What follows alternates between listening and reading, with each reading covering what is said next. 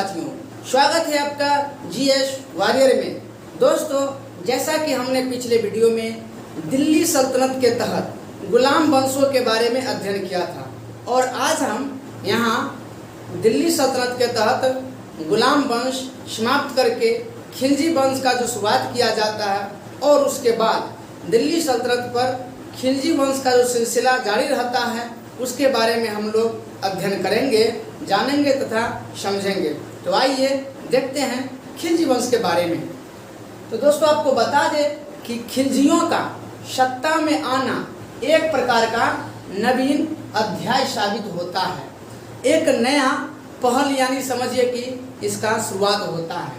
और यदि देखेंगे तो खिलजियों ने आकर के यह सिद्ध कर दिया कि वास्तविक में यदि जिसके पास शक्ति है या फिर योग्यता है वही इस गद्दी के काबिल है, यानी कि वही सत्ता पर अधिकार कर सकता है। और आगे देखेंगे तो भारतीय मुसलमान, निम्न वर्गीय तुर्क व फिर हिंदुओं को भी इस दिल्ली के शासन तंत्र में शामिल होने का एक प्रकार का अवसर मिला। यह बहुत ही बड़ा अवसर था तथा इससे साम्राज्य को एक नया प्रकार का ऊर्जा प्राप्त हुआ, यानी नवीन ऊर्जा मिला। आइए जरा देखते हैं कि इस खिलजी वंश की जो शुरुआत जलालुद्दीन फिरोज खिलजी के साथ जो किया जाता है, उन्होंने जो शुरुआत किया और उसके बाद क्रमवार देखते हैं खिलजियों के बारे में। तो दोस्तों, हमने जैसा कि जाना कि ये गुलाम वंश का समाप्त हो जाता है 1290 में, यानी समाप्त होने का रीजन जो है वो हम पिछले वीडियो में बता दिए थे कि बलबन के बाद जो भी 3 अन्य शासक आए थे या फिर जो भी अन्य शासक आए थे वह अयोग्य शासक था, जिसका फायदा खिलजियों ने उठाया तथा सत्ता को अपने हाथों में लिया। तो यहाँ जलालुद्दीन फिरोज खिलजी द्वारा गुलाम वंश का शासन जो है समाप्त कर दिया जाता है और 13 जून 1320 को खिलजी वंश की स्थापना किया जाता है। कहाँ? तो किलो खड़ी के महल में। और इसी किलो खड़ी के महल में जो है जलालुद्दीन फिरोज खिलजी का राज्याभिषेक होता है, यानी कि राज तिलक होता है। और जलालुद्दीन फिरोज खिलजी जो है अपनी राजधानी किलो खड़ी को ही बनाया। यदि देखा जाए तो इनके काल में यानी इस खिलजी वंश में क्या होता है कि जलालुद्दीन फिरोज खिलजी द्वारा हिंदुओं को अपने रीति रिवाज और अपने धर्मों को पालन करने की पूर्ण आज़ादी थी, जबकि वहाँ आज़ादी नहीं थी। और यहाँ पूर्ण आज़ादी थी, पूरी की पूरी आज़ादी थी कि हिंदू अपने धर्मों का पालन करें और मुस्लिम अपने धर्मों का पालन करें। यह नहीं कि एक ही प्रकार का धर्म का पालन करें, ऐसा नहीं था। एक प्रकार समझिए कि यहाँ बहुत ही अच्छा अवसर मिल रहा था। और देखेंगे तो जलालुद्दीन फिरोज खिलजी जो हैं यह अपनी उदार पूर्ण स्वभाव भी दिखाते थे, यानी जो है विद्रोही के प्रति, यानी इनके जो विद्रोह करता थे उनके प्रति भी ये फिरोज खिलजी जो हैं अपनी उदारता दिखाया करते थे। यदि एक उदाहरण स्वरूप समझेंगे तो एक मलिक छज्जू था। मलिक छज्जू द्वारा यानी मलिक छज्जू ने कड़ा में विद्रोह कर दिया और स्वयं को यानी अपने आप को जो है सुल्तान घोषित कर दिया। लेकिन क्या होता है, इतना होने के बावजूद यानी वही फिरोज खिलजी के विरुद्ध में जो विद्रोह कर दिया गया, इतना होने के बावजूद भी जलालुद्दीन खिलजी क्या करता है, उसे पराजित करता, भले ही हरा देता है और क्या उसे माफ भी कर देता है जलालुद्दीन फिरोज खिलजी। और भी अन्य बातें हैं, इन्होंने किसी और अन्य व्यक्तियों को सजा भी दिया। जैसे यदि देखेंगे तो सीदी मौला नाम के जो व्यक्ति हैं उसे इन्होंने मृत्युदंड दिया था।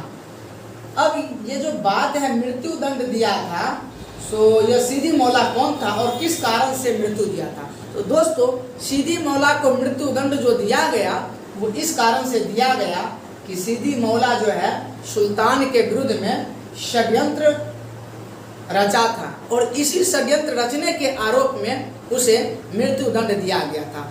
अब यहाँ एक बातें पनप के आ रही है कि सीदी मौला कौन थे।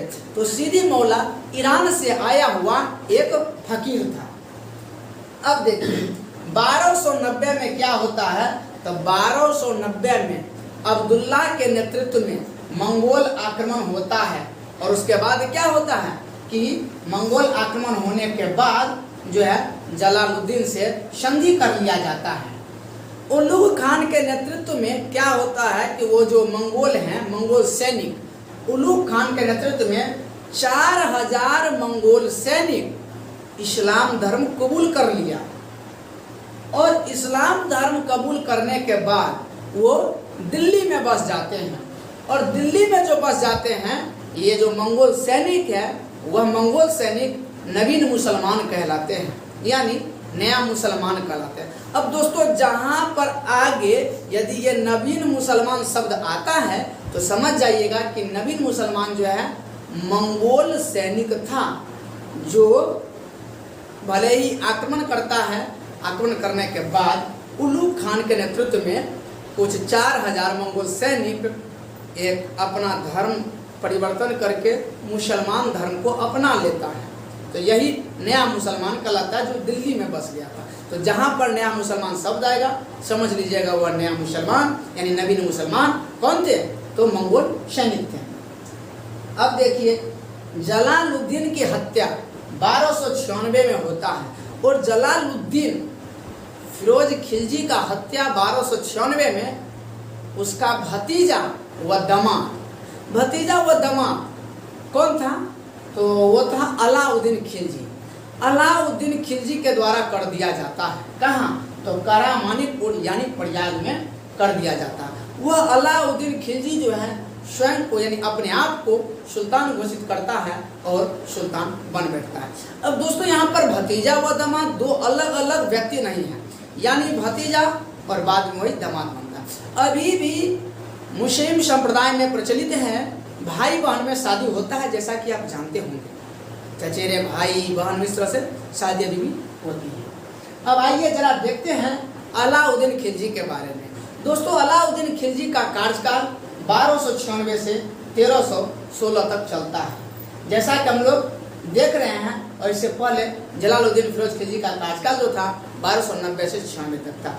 अब आइए अलाउद्दीन खिलजी के बारे में देखते हैं। दोस्तों अलाउद्दीन खिलजी के नाम से आप लोग वाकिफ तो होंगे वही अलाउद्दीन खिलजी जिसने रानी पद्मिनी को यानी पद्मावती को दर्पण में देखा करता था, वही कहानी कुछ घटना जुड़ी हुई है। उन बातों की चर्चा न करके हम लोग विषय वस्तु पर आते हैं। आइए जरा देखते हैं अलाउद्दीन खिलजी का वास्तविक यदि नाम कहेंगे तो अलाउद्दीन खिलजी का बचपन का नाम क्या था। अलाउद्दीन खिलजी के बचपन का नाम अली तथा गुरसास था। अलाउद्दीन खिलजी के बचपन का नाम अली तथा गुरसास था। दोस्तों ये अलाउद्दीन खिलजी जो है हमने अभी थोड़ा देर पहले बताया था कि जलालुद्दीन फिरोज खिलजी का भतीजा व दामाद था। अब देखिए जलालुद्दीन फिरोज खिलजी के काल में भिलसा एक है, भिलसा पर 1292 में और देवगिरी पर 1296 में आक्रमण होता है। क्या देखा, जलालुद्दीन के काल में भिलसा नाम का जगह है, वहाँ 1292 में तथा ये देवगिरी में 1296 में आक्रमण हुआ है। अब देखिए यदि क्वेश्चन करेंगे तो पूरे भारत में दक्षिण भारत पर आक्रमण करने वाला कोई यदि दिल्ली सल्तनत का पहला शासक था तो वो अलाउद्दीन खिलजी था। क्या बातें आ रही है उभर के कि पूरे भारतवर्ष में दक्षिण भारत पर आक्रमण करने वाला दिल्ली सल्तनत का पहला मुस्लिम कोई शासक था या पहला शासक था तो वह कौन था, अलाउद्दीन खिलजी। अब आइए जरा अलाउद्दीन खिलजी के प्रारंभिक विद्रोहों के बारे में जान लेते हैं और उन विद्रोहों को किस प्रकार दमन किया जाता अलाउद्दीन खिलजी के द्वारा उसके बारे में जानते हैं। दोस्तों 1299 में नवीन मुसलमान जो थे, थोड़ा देर पहले बात है, नवीन मुसलमान कौन, तो मंगोल सैनिक था जिन्होंने दिल्ली में आकर के बस गया, वह मुस्लिम धर्म को अपना लिया था, वही नवीन मुसलमान का था। तो 1299 में नवीन मुसलमान जो हैं उसके द्वारा गुजरात अभियान से प्राप्त लूट का माल जो था, जिसे आप खम्स भी कहा करते हैं ये इस भाषा में, तो 1299 में नवीन मुसलमान द्वारा गुजरात अभियान से प्राप्त लूट का जो माल था उसके बंटवारे के प्रश्न पर क्या होता है, विद्रोह छिड़ जाता है कि किस तरह से बंटवारा किया जाए। वो कहेगा कि हमको इतना हिस्सा चाहिए, सुल्तान कहेगा इतना हिस्सा चाहिए। उसमें क्या होता है कि विद्रोह हो जाता है। और दोस्तों विद्रोह जो हो जाता है उसके बाद क्या होता है कि ये जो नवीन मुस्लिम थे, नवीन मुसलमान जो थे, वह रणथंबोर के एक राजा थे, शासक थे।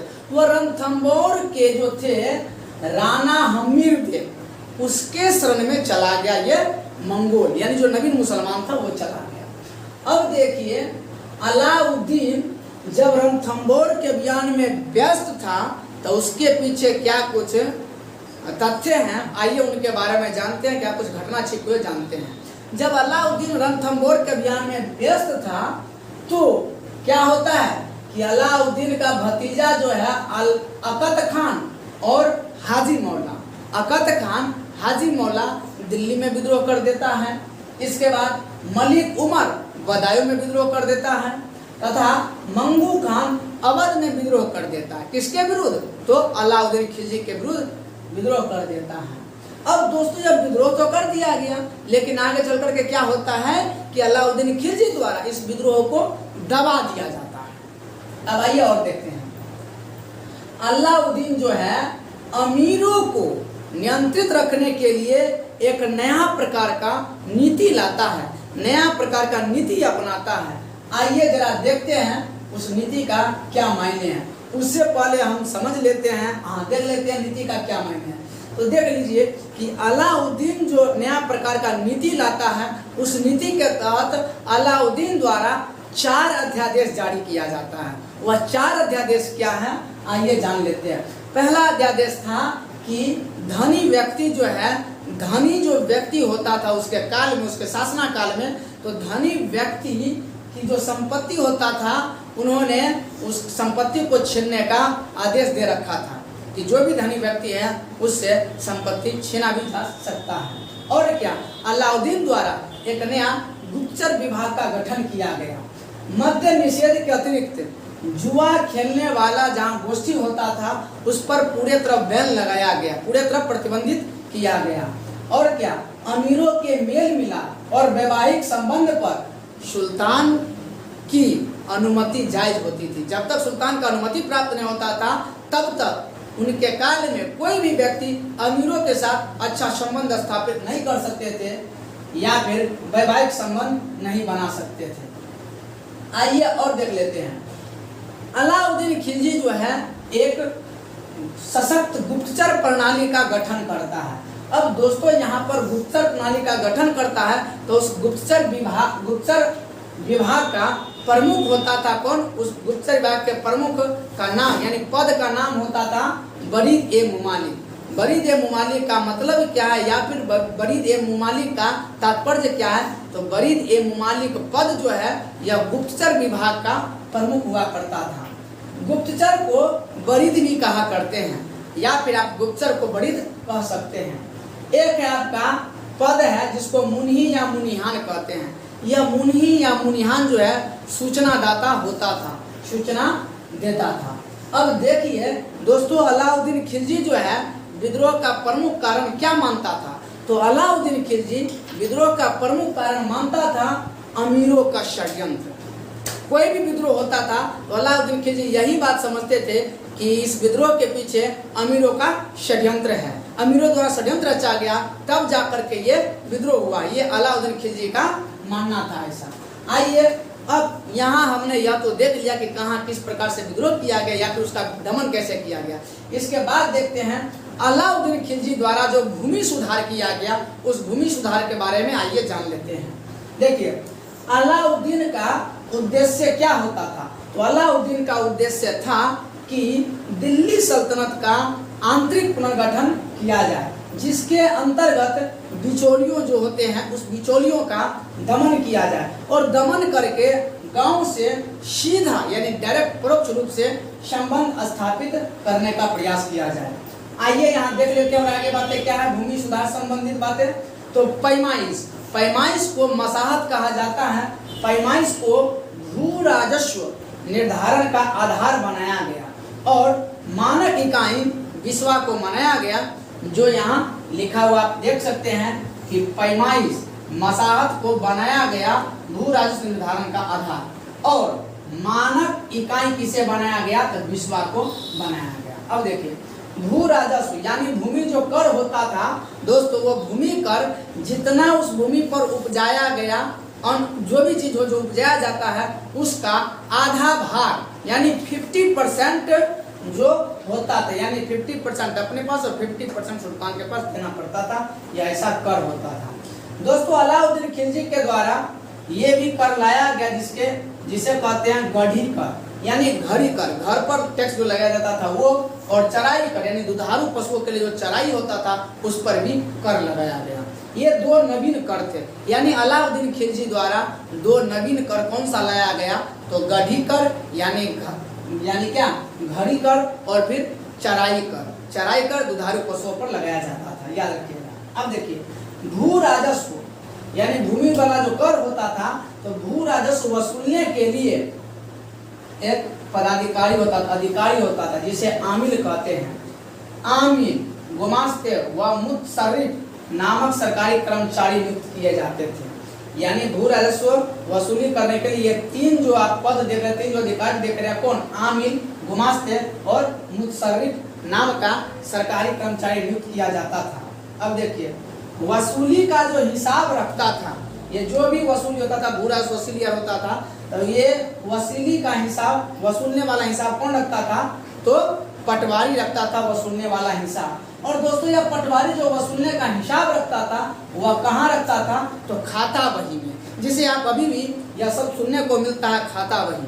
अब दोस्तों खाता बही शब्द जो है, ये खाता बही शब्द यही पहली बार मिलता है। यह शब्द खाता बही शब्द इसी अलाउद्दीन खिलजी के काल में मिला है सुनने को पहली बार।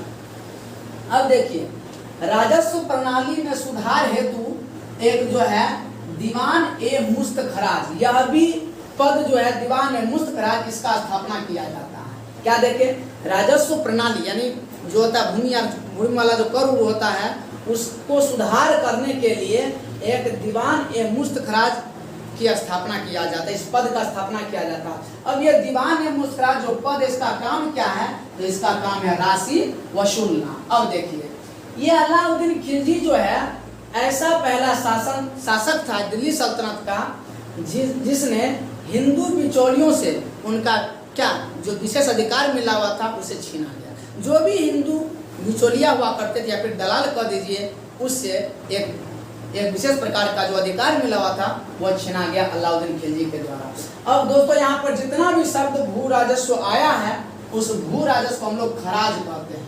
भू राजस्व को क्या कहते हैं खराज कहते हैं। अब देखते हैं भूमि सुधार के बाद अलाउद्दीन खिलजी के द्वारा वह कौन सा बाजार नीति लाया गया उसके बारे में आइए देख लेते हैं। दोस्तों अलाउद्दीन खिलजी जो है वस्तुओं का बाजार मूल्य लंबे समय तक अस्थायी रखा था। अब यहाँ प्रश्न कुछ इस प्रकार से बनेगा कि वस्तुओं का बाजार मूल्य लंबे समय तक स्थापित रखने वाला दिल्ली का पहला शासक कौन था या दिल्ली का प्रथम शासक कौन था, दिल्ली सल्तनत का प्रथम शासक कौन था, तो वहाँ जवाब देंगे अलाउद्दीन खिलजी। क्या देखा कि वस्तुओं का बाजार मूल्य लंबे समय तक अस्थायी रखने वाला पहला दिल्ली सल्तनत का पहला शासक अलाउद्दीन खिलजी था। अब देखिए दोस्तों एक वर्णी है, वर्णी जो लेखक इतिहासकार है, इस वर्णी के अनुसार कहा गया है कि अलाउद्दीन का उद्देश्य जो है वो अलाउद्दीन का उद्देश्य एक विशाल सेना को सामान्य से कम वेतन देकर रखना। अब दोस्तों यह सामान्य से कम वेतन रखना और इसके साथ ही हिंदुओं को दरिद्र बनाना, यह ऐसा वर्णी कहते हैं। यानी वर्णी अपने शब्दों में इस प्रकार बयां किया है कि अलाउद्दीन का उद्देश्य था एक विशाल सेना को सामान्य से कम वेतन देकर रखा जाए, यानी कम वेतन देकर रखता था। और क्या इन्होंने यानी अलाउद्दीन ने हिंदुओं को दरिद्र बनाया, ऐसा वर्णी कहते हैं। अब दोस्तों यह विशाल सेना रखता था काहे, अलाउद्दीन खिलजी जो है एक विशाल सेना क्यों रखता था तो बर्नी कहते हैं कि अलाउद्दीन विशाल सेना रखता था मंगोल आक्रमण के कारण, कि मंगोल आक्रमण होता था इसके चलते वह विशाल सेना रखता था। आइए, अलाउद्दीन खिलजी द्वारा बाजार सुधार के तहत 3 बाजार स्थापित किया जाता है। प्रश्न बहुत बढ़िया से बनेगा और इसमें विद्यार्थी कंफ्यूज भी करते हैं, ये देख लेते हैं। तो बाजार सुधार के तहत वह 3 बाजार कौन सा स्थापित किया गया था अलाउद्दीन खिलजी के द्वारा? एक था खाद्य बाजार, एक था वस्त्र बाजार और कीमती वस्तु का बाजार। पहला बाजार था खाद्य बाजार, दूसरा बाजार था वस्त्र बाजार या फिर कीमती वस्तु का बाजार, और तीसरा बाजार था दास, जिसे आप गुलाम कहते हैं, दास, मवेशी और घोड़ों का बाजार। अब दोस्तों यहाँ पर 3 बाजार में 2 बाजार यानी खाद्य बाजार और वस्त्र बाजार तथा कीमती वस्तु का बाजार, यह दोनों सराय-ए-अदल कहलाता था। क्या देखा? खाद्य बाजार और खाद्य बाजार और वस्त्र तथा कीमती वस्तु का बाजार सराय-ए-अदल कहलाता था। यह 3 बाजार जो है, खाद्य बाजार, वस्त्र बाजार और कीमती वस्तु बाजार तथा दास, मवेशी व घोड़ों का बाजार, यह 3 बाजार अलाउद्दीन खिलजी के द्वारा स्थापित किया गया बाजार सुधार के तहत। आइए और आगे देखते हैं। अलाउद्दीन खिलजी ने किसानों पर 10 मन से अधिक अनाज अपने पास रखने पर रोक लगा दिया। यानी क्या कि अलाउद्दीन खिलजी रोक लगाता है और कहता है कि कोई भी किसान अपने पास 10 मन से अधिक अनाज नहीं रख सकता है। और आइए आगे देखते हैं। जैसा कि आप जानते हैं, अभी हम लोग यदि बोलते हैं 1 मन में कितना किलो होता है, तो 1 मन में 40 किलो होता है अभी के अनुसार, और पहले कितना होता था या तो हमें भी पता नहीं है, लेकिन यहाँ पर लीजिए कि 10 मन। अब देख लीजिए, आगे देखिए। अकाल के समय, अकाल जब हो जाता था उस समय अलाउद्दीन खिलजी नियंत्रित वितरण प्रणाली लागू करता था। यानी जब अकाल पड़ जाता था तो अलाउद्दीन खिलजी के द्वारा एक नियंत्रित वितरण प्रणाली लागू किया जाता था। और आगे देख लीजिए, अलाउद्दीन का पहला कठिन नियम क्या था? तो अलाउद्दीन खिलजी का पहला कठिन नियम जाब्ता था। अब दोस्तों, यह नियम जो कठिन नियम लगाया जाता था जाब्ता, यह जाब्ता क्या है? तो दोस्तों, जाब्ता जो है, जाब्ता के तहत जितने भी प्रकार का कोई वस्तु है उसका भाव निश्चित होता था। यानी जितना निश्चित कर दिया जाता था उसी दर पर बाजार में वह वस्तु मिलता था, यही था जाब्ता। और देखिए आगे, दीवान-ए-रियासत की स्थापना किया जाता है अलाउद्दीन खिलजी के द्वारा। अब दोस्तों, यहाँ जो दीवान-ए-रियासत जो है, यह जो पद है, यह क्या होता है या फिर यह जो अधिकारी है क्या करता था? तो दीवान-ए-रियासत जो है व्यापारियों पर नियंत्रण रखता था। यानी व्यापारियों पर नियंत्रण रखने के लिए दीवान-ए-रियासत का स्थापना किया गया। अब देखिए, जितना भी व्यापारी होता था सहना-ए-मंडी के पास पंजीकृत होता था। दोस्तों, सहना-ए-मंडी जो है यह एक अधिकारी हुआ करता था, इसके पास पंजीकृत होते थे सभी व्यापारी या रजिस्टर्ड होते थे। अब देखिए,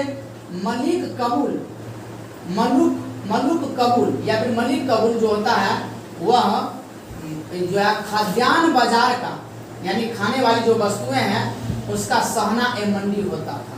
यानी क्या, मलिक कबूल नाम का जो व्यक्ति था वह खाद्यान्न बाजार का सहना-ए-मंडी था। यानी सहना-ए-मंडी नाम का अधिकारी था कौन? मलिक कबूल। अब देखिए आगे, सराय-ए-अदल में व्यापारी इकरारनामे पर दस्तखत करता था। अब दोस्तों, सराय-ए-अदल में जो भी व्यापारी था एक इकरारनामा बनता था, यानी पेपर बनता था। अब उस इकरारनामा पर दस्तखत करते थे। तो दस्तखत क्यों करते थे? दस्तखत उस इकरारनामा पर इसलिए करते थे कि निश्चित मात्रा में जो वस्तु था उसका जो तय कीमत किया गया था उसी पर बेचेगा, इसलिए उसे इकरारनामा पर दस्तखत करवाया जाता था किसानों से। क्या देखा? सराय-ए-अदल में व्यापारी इकरारनामे पर दस्तखत करता था ताकि निश्चित मात्रा में वस्तु तय कीमत पर ही बेचेगा। अब दोस्तों, सराय-ए-अदल जो है 2 प्रमुख बाजार था, खाद्य बाजार और वस्तु बाजार व कीमती वस्तु का बाजार सराय-ए-अदल कहलाता था। दोनों का मिश्रण सराय-ए-अदल कहलाता था। और वहीं जो है दस्तखत किया जाता था, और दस्तखत करने पर उस इकरारनामे पर खाद्य बाजार के लिए जो कीमत तय किया जाता था तथा वस्त्र के लिए और कीमती वस्तु के लिए जो कीमत तय किया जाता था उसी आधार पर बिक्री किया जाता था। वही इकरारनामा पर हस्ताक्षर करवाया जाता था। अब देखिए आगे, महंगी वस्तु की बिक्री के लिए इकरारनामा, यानी इकरारनामा को परवाना कहते हैं, इकरारनामा जारी किया गया महंगी वस्तुओं के लिए। अब यह जो जारी किया गया किसके द्वारा, तो परवाना नवीस के द्वारा, परवाना नवीस के द्वारा, इसलिए इकरारनामा को परवाना भी कहते हैं। और देखिए आगे, नाजिर याकूब को पूर्ण अधिकार मिल गया।